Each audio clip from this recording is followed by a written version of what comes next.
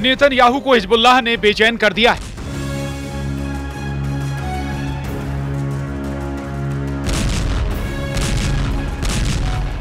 Israel की राजधानी तेल अवीव से करीब 10 किलोमीटर दूर ये आग लगी है क्योंकि हिजबुल्लाह ने फायर किए हैं। 340 रॉकेट हमला तेल अवीव पर हुआ, हमला हाइफा पर हुआ, हमला अशदोद समेत कई और इलाकों में हुआ।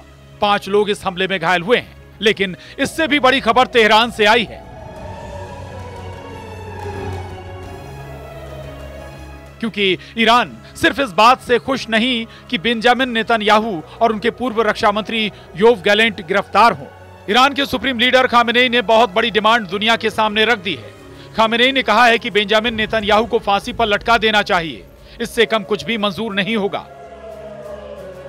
21 नवंबर को दुनिया की सर्वोच्च अदालत इंटरनेशनल क्रिमिनल कोर्ट ने बेंजामिन नेतन्याहू और योव गैलेंट के अलावा हमास के कमांडर इब्राहिम अल मसरी की भी गिरफ्तारी के आदेश दिए और 25 नवंबर को खामेनेई ने कहा नेतन्याहू को फांसी पर लटका दो, सिर्फ गिरफ्तार करने से काम नहीं चलेगा।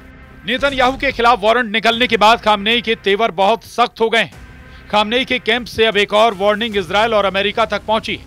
ये खबर देखिए जिसने नेतन्याहू कैंप में बेचैनी बढ़ा दी है। इस खबर के बाद अब आगे क्या होने वाला है, ये खबर ईरान से लेकर अमेरिका तक छप चुकी है और इसी खबर ने इजराइल में नया अलर्ट जारी कर दिया है। नेतन्याहू को लग रहा है कि जिस तरह हिजबुल्लाह के रॉकेट तेल अवीव और आसपास बरसे, अब यही हाल ईरान की मिसाइल उनके शहरों का करने वाली है।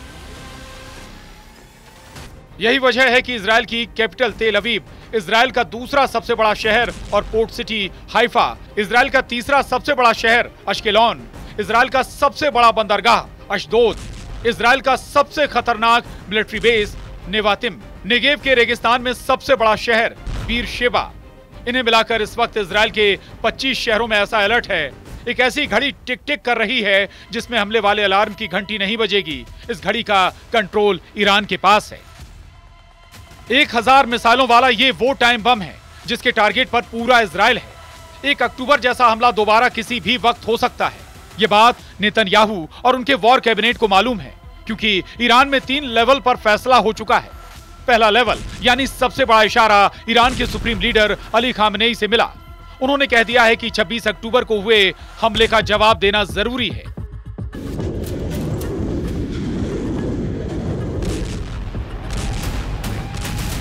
दूसरा लेवल यानी सरकार के स्तर पर ईरान के राष्ट्रपति मसूद पेजेश्कियान ने कहा कि ईरान अब इजराइल से बदला जरूर लेगा। और तीसरा लेवल यानी ईरान की सेना रेवोल्यूशनरी गार्ड्स के बड़े कमांडर हुसैन सलामी ने कह दिया है कि इजराइल को सजा जरूर मिलेगी। 1 अक्टूबर को ईरान जिस तरह से इजराइल पर बैलिस्टिक मिसाइलों की बरसात कर रहा था, ये तीनों ऑर्डर उसी हमले की कामयाबी और फिर इजराइल के जवाबी हमले के असर को लेकर दिए गए हैं। 1 अक्टूबर को ईरान ने 200 बैलिस्टिक मिसाइल फायर की थी। इस बार ईरान 1000 मिसाइल फायर करेगा तो क्या होगा? ये बात इजराइल से ज्यादा अमेरिका को परेशान कर रही है, क्योंकि युद्ध बढ़ा तो खाड़ी में अमेरिका के अड्डे ईरान के सॉफ्ट टारगेट बन सकते हैं। क्योंकि गाजा में जारी ऑपरेशन में अमेरिका इजराइल के साथ खड़ा रहा है। बहुत साफ है कि ईरान में हर लेवल पर यह बात पक्की हो चुकी है कि अब इजराइल पर काउंटर अटैक उसकी जिम्मेदारी बन चुकी है। लेकिन क्या यह इतना आसान होगा? आखिर ईरान और इजराइल के बीच में सबसे बड़ा युद्ध होने जा रहा है।